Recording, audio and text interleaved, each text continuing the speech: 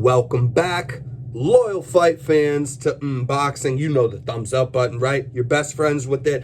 Go ahead and hit it for me. You know that subscribe button. Get nice and familiar with it. Tell your friends, tell your family members, especially if they enjoy combat sports. They probably enjoy watching this show. We're the best boxing show that you're going to get because I'm a complete maniac and I obsess over this stuff and I bring you shortened, not an hour and a half, shortened segments, just jam-packed with information for you about past fights and fights to come up. We don't really get into a lot of the outside of the ring talk here on Unboxing. We kind of break down the fights, we make predictions, and then we talk about what happened in the fights because that's what I've always preferred, tried to listen to when I look for combat sports shows. So that's what I'm bringing you guys, and you know what we're doing here on Unboxing. We're trying to make more fight fans. So be a loyal fight fan. Hit that thumbs up button, hit that subscribe button, and let's get rolling with this show.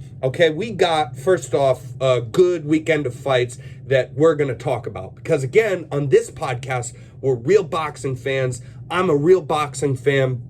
I like the real boxing. We'll touch on all the stuff. We'll touch on everything that everybody likes here. We're going to touch on the circus stuff that goes on as well these days, as usual, but we're not really going to waste much time with that. What we're really going to do is we're going to get straight into the real fights, which actually is such a shame. They fly under the radar. So for instance, this coming weekend, I bet you guys are, everybody knows about, Oscar De La Hoya testing positive for COVID, and now he is out of that Triller fight that he was going to have with Vitor Belfort, the former MMA fighter, who is a savage, lots of knockouts on his record, and he does have a bit of boxing experience. It was going to be fun enough.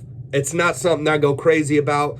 It's still a bit of a circus. You got older guys that are in there, guys that have been retired. But, I'm not going to lie. I would have watched it. That would have been all right. And to see De La Hoya and be like, where are you? Because you're older. De La Hoya's certainly been a mess. But he was such a phenomenal boxer. And then he never really had like such a downslide. He just kind of got murdered in that Pacquiao fight years and years and years ago. And then just retired and hasn't fought since. So, I was intrigued enough about watching that. But now, De La Hoya's out of the fight.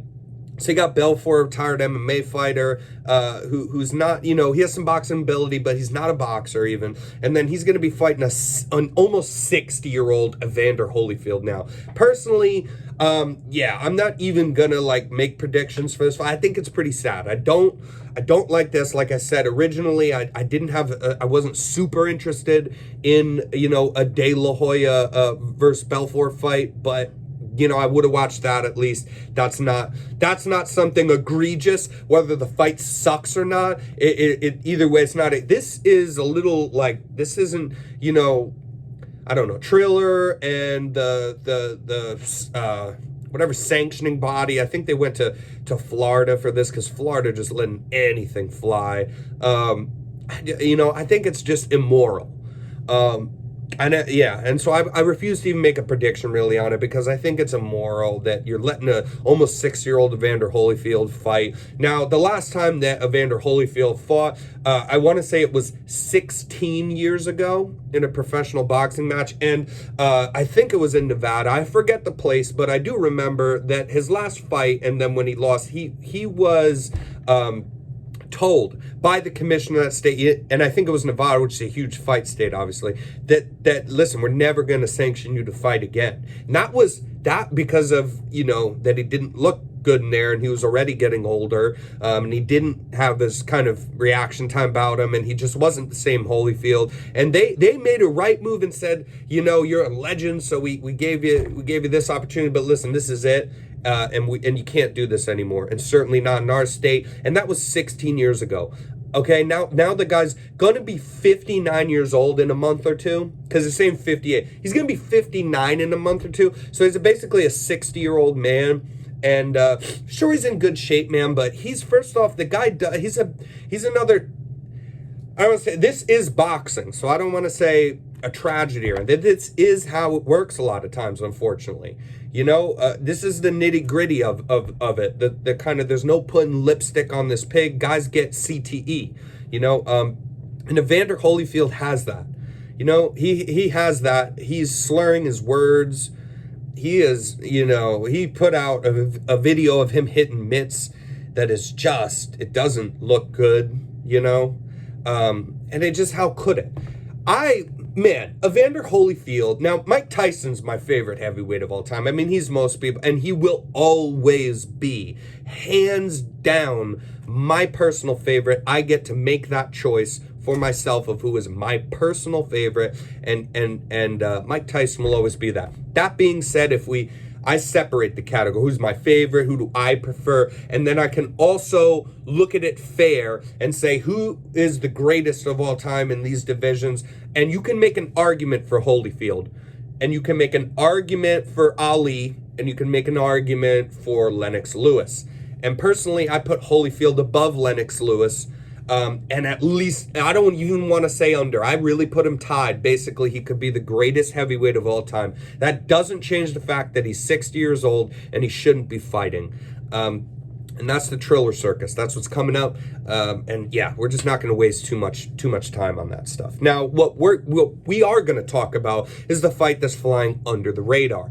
This doesn't happen on Saturday. This happens tomorrow. On Friday, there is, first off, there's some DAZN fights, I believe this weekend as well, on Saturday, but on Friday, tomorrow, on ESPN or ESPN Plus, I never know, because I have both. I'll just switch to whichever one that they're putting it on. But we get Oscar Valdez coming off of his knockout of the year, terrific performance in beating Burchelt, which, as an underdog, everything just fantastic, Cinderella kind of story thing, on a great performance that no one saw coming, and was able to get a knockout, a vicious knockout of Miguel Burchelt. He's coming off of that now as WBC champion to defend his belt for the first time against a terrific fighter in Robson Conceicao. Now, of course, this is boxing, so even this great fight has to be tarnished to some. Now, Valdez tested positive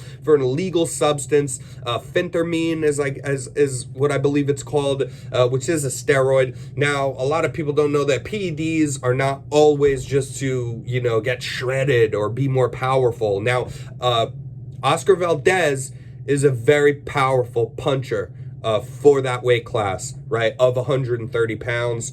Oscar Valdez, a very terrific, powerful puncher, and that's natural, and that's because he's a hard hitter. That, either way, dirty or not, is not really relative to phentermine, which is basically enhances your cardio. It enhances your capacity to not tire in long workouts or in a long boxing match. And that is what it does. That is why it's performance enhancing. So yeah, he tested positive, and then the state commission that they were going to have this fight under said, you're not having that here, you tested positive. And again, I think they went to Florida, man. They just are just like, whatever goes over there, they're like, sure, we'll have it over here, no problem. You test positive, big deal. So that's, of course, kind of tarnished as, and I don't know, man. I'm a little of a different kind of mindset about this stuff. There's a lot of people, I think, that, use a lot of heroes and stuff, and you like to think they never used anything. They just because they didn't get caught or something. I mean, first off, the more accomplished you are as a fighter, the more money that you have, the bigger draw, the bigger name that you are, the more likely that you have access to, just like you have access to better trainers, better training, better equipment, better everything, it is the same way that you have access to, if you are taking PEDs, better use of them, better PEDs, better kind of consulting on how to use them, because they have things, called cycles, and they figure out when you're using steroids, they will test for it, but either you can figure out, I can be away, where I can say, but I'll be back now, and then test for it when you'll be clean, and you get out of a cycle. So you do a cycle of the PEDs, and they enhance you, and then what happens is, if you stop using PEDs, it's not the next day and then it's done. What happens is, over time, it actually can make you gain more weight, or just basically you won't be able to keep up that even aesthetic look that you will get after a long time of using PEDs, and we've seen that already in the past. And so it takes a while. So what cycles are is basically they figure out that you can stop taking them, and it takes a while before they completely wear off, even when they're out of your system. And then you can try to test within this period and be clean, and then you cycle back onto them, pick them back up, so that you're kind of picking back up where you left off, and you're not taking away any of the effects that enhance your performance. And that's what a lot of people do. And, I think Canelo's the greatest pound for pound fighter right now, but he is as well in that Eddie Reynoso camp, with Oscar Valdez, and then they got Canelo and Andy Ruiz, and they've had a lot of guys now, including Canelo, that out of this Eddie Reynoso camp that test positive for these same kind of substances. So there is something sketchy about that. Now, on the other hand, right, what my feeling is that, again, I think a lot of our heroes will break our hearts here in knowing that they've done these things. Some people kind of rely on them so much more, and those are the people that will get caught, or they'll just have blatant, like, wow, look at the levels, and it's this huge, well-known drug. Like, how could you think that you would ever, be able to test clean when you're taking this much of it, and it's kind of blatant. Now, those people are relying more heavily on it, and what I think is more common is you get guys that do train hard. They don't take shortcuts in the sense of how hard they train. They train just as hard, if not harder, than these other guys. I think, like that Oscar Valdez and Canelo are like this. They have heart of lions, right? And they train, and they basically they've earned everything, but there is an asterisk kind of by them, because I think that there's a lot of guys like this that, they're not, I just don't feel comfortable to be like, oh, he's a cheater, he didn't deserve anything he ever got. Listen, they won't help you that much. If you suck at fighting, or you don't train at all, and you're cutting corners wherever you can in your weight cut, in your training, in your exercises, and in your sparring sessions, and how many you do of them, if you're always cutting corners, and you then, even with the steroids, man, you're going to lose. You're just going to lose. So these guys are great fighters. I don't really feel comfortable with using that cheater term, but that's just kind of where I stand. So I guess it's a little bit in the middle. But anyways, we're going to talk about this fight. Okay, so Oscar Valdez versus Robson Conceicao. Now, I've been a Conceicao fan. He's a Brazilian fighter. He's the most decorated Brazilian amateur boxer pretty much of all time, I believe. He won gold in the Olympics, the first person to do that out of that country. He has very good defensive style, okay? He has very good legs, angles, and head movement. So this takes him out of a lot of trouble. He's able to kind of resort to that and utilize it at will. But he's a strange fighter, man. Now, I've gone back again and rewatched his last two fights, which his last performance had a brutal, I think it was the second round, very early, brutal knockout, which is great for his record. He looked great there. Now, the fight before that, he won, but he was dropped badly in the second round. Almost looked like the fight was going to be over there. He miraculously got his legs back under. I mean, he was doing the wobbly legs, all that, and he didn't end up dropping his opponent back, but he just kind of never stopped coming. And the thing is, that's strange about him is it's like a give or take, right? We talked about people like Rigondeaux, right? And people like that they have this great legs and great defensive movement, but they don't throw enough punches. Now, Robson Conceicao, he throws plenty of punches, okay?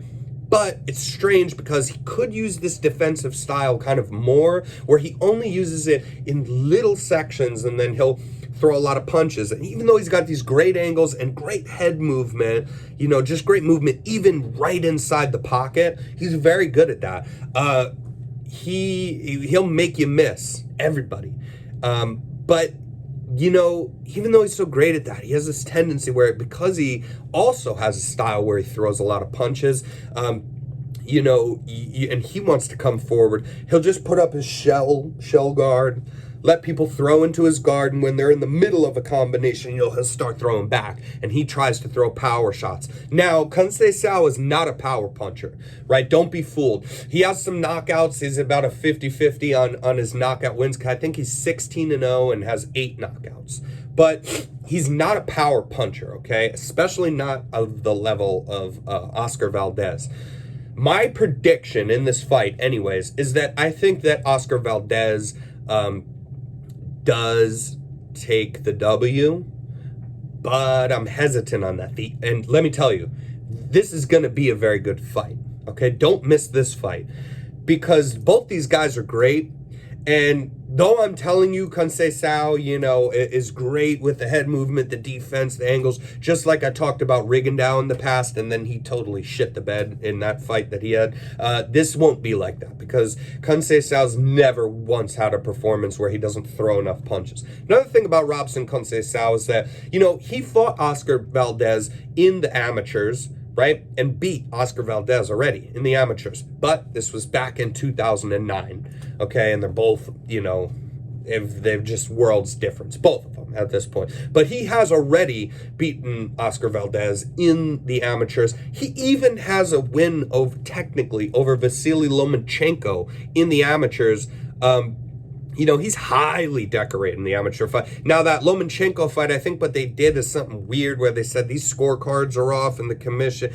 This is boxing, man. Listen, this is why, I'm not even going to get into it. The commission's like, the scorecards are wrong, so now we're actually going to overturn the decision, and Lomachenko gets the win. And regardless of if you think Lomachenko should have won the fight or not, it's a very strange thing to do, because they don't really do that. So, that kind of reeks of corruption, of course. But anyways, he's a very decorated amateur, has a very decorated amateur career, Robson Conceicao.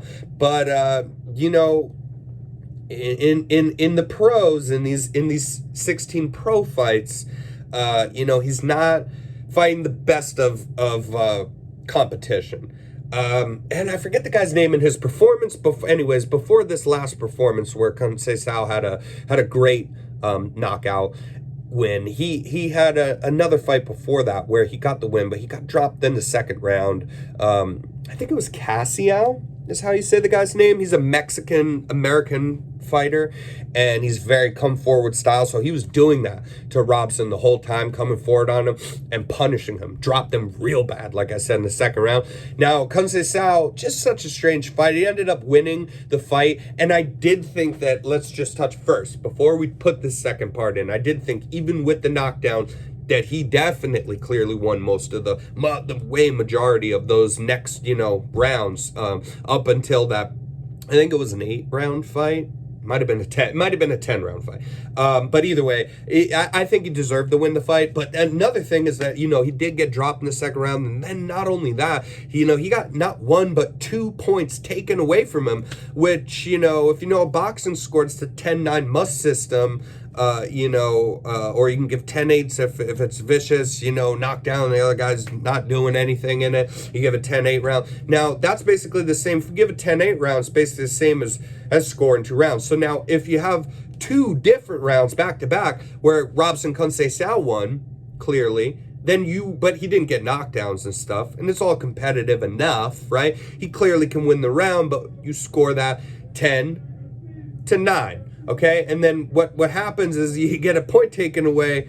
That's it. That's the whole difference right there. Now those are tied rounds. Then you got the knockdown round. You could have called it 10. Very strange fight. But I went back and watched it. I enjoyed it very much to watch that. It's a good fight. But Conceicao's a great fighter.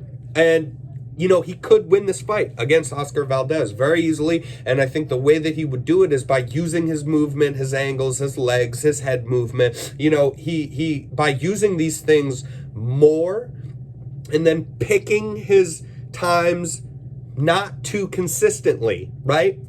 Here and there, picking these times to come forward with, his offense and put his combinations together, hand-picking those times in between to do that, and then using all that movement to stay safe, because he's very good at that. He could win this fight very easily. but I don't think that's what he'll do, because God bless him. He's a great fighter, man. He always will be tempted to stay in the pocket.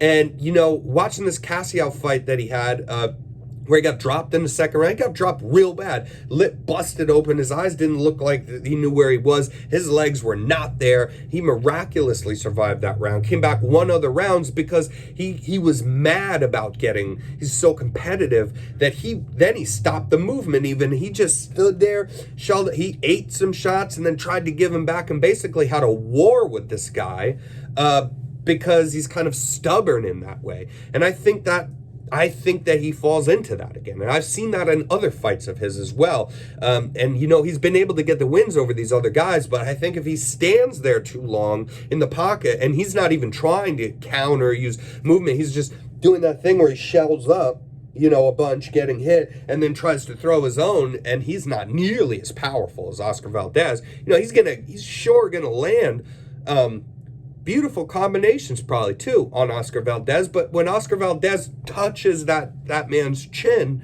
you know, real good, he might turn his lights out. He might actually really KO Robson conceicao. Either way, don't miss this fight. This is going to be a brilliant fight.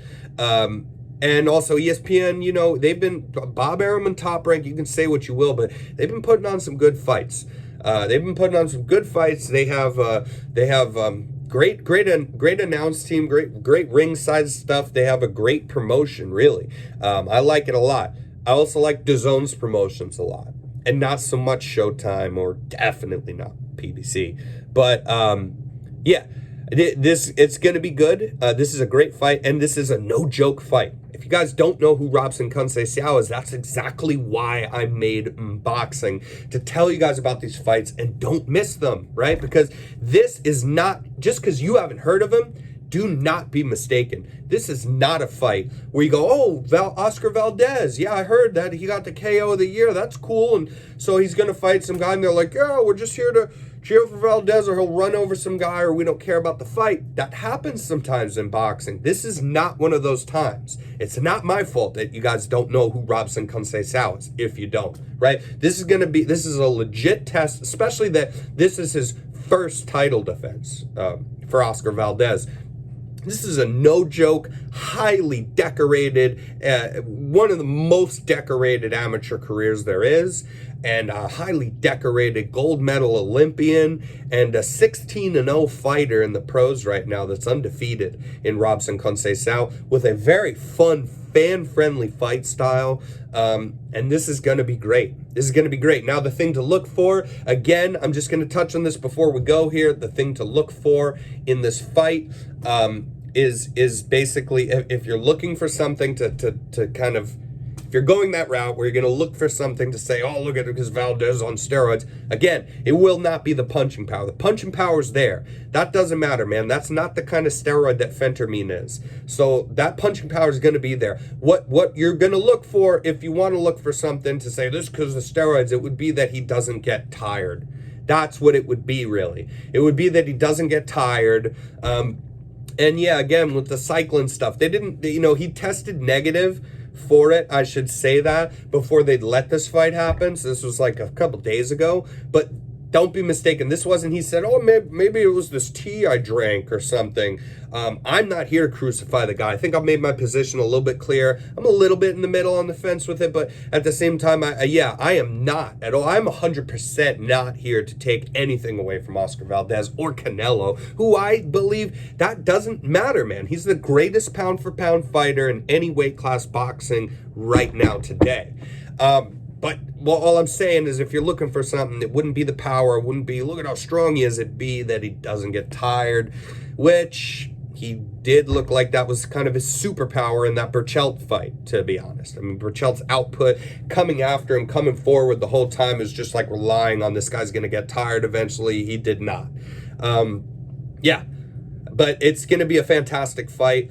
Also on this undercard, you got Xander Zion, who's a Puerto Rican, superstar. This guy's a stud, young kid coming up from the next kind of one of your great Puerto Rican, fighters that's coming up, Xander Zion. He's going to be on that undercard. And then you got another title fight even underneath this. And so it's a good card. You got about 3 different fights you'll want to watch, but for sure you're not going to want to miss out on this Robson Conceicao versus Oscar Valdez fight for the WBC title, which is actually a title in boxing that matters. That and the IBF, title. These titles matter.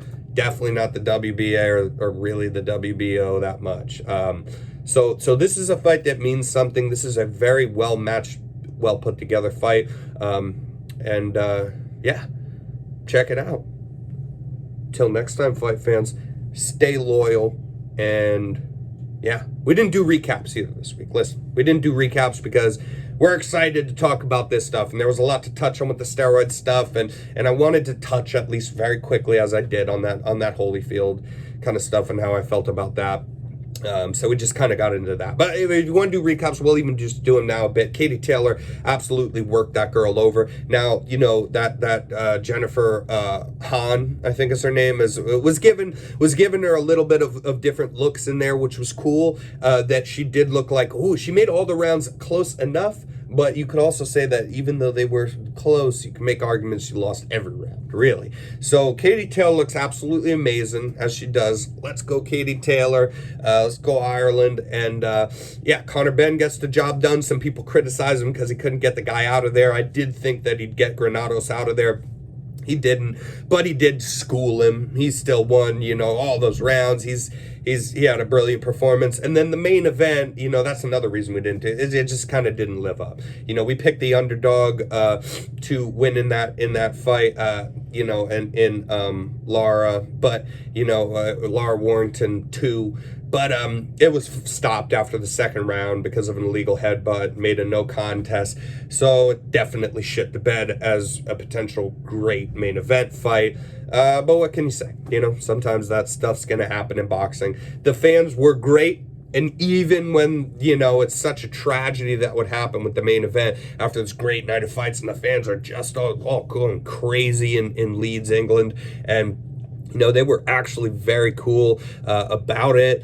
And even though it was stopped because of a legal headbutt, a cut that happened on Lara's eye, I did think that Lara was coming on in that second round as I picked him to win. But again, that doesn't mean anything. I won't even go down that road because the first round, Warrington won. That's for one. And also, even if he didn't, even if Lara was doing work for those 2 rounds, which, it wasn't that. They were close enough.